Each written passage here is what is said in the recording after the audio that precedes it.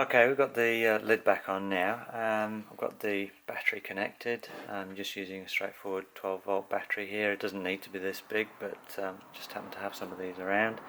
Connected the negative and the positive up so we can power the device up. The Arduino will boot up. You get a splash screen which comes on for a couple of seconds, and then you get this normal display. We've got pulse 1.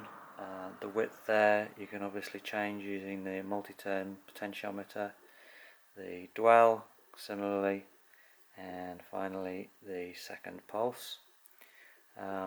Underneath that you see it says cap volts, or for capacitor volts, and that's the volts across the capacitor. It's very low at the moment because I don't have the benchtop power supply switched on, so it's currently just reading 0.08 of a volt. What I will do now is I'll just turn down the voltage to minimum on the power supply and switch that on. Immediately you see this comes up stabilizing.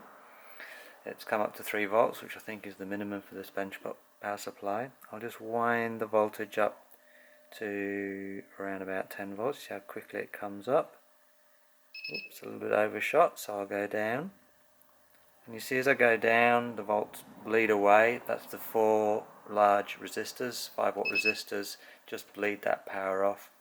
Once the voltage stabilizes, the buzzer beeps 3 times and the display shows that you are actually ready to weld. So yeah, you can go, tweak it up a little bit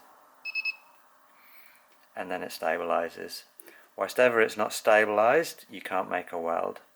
Okay, so I'll stop there and then just reset the camera up and show you about the welding.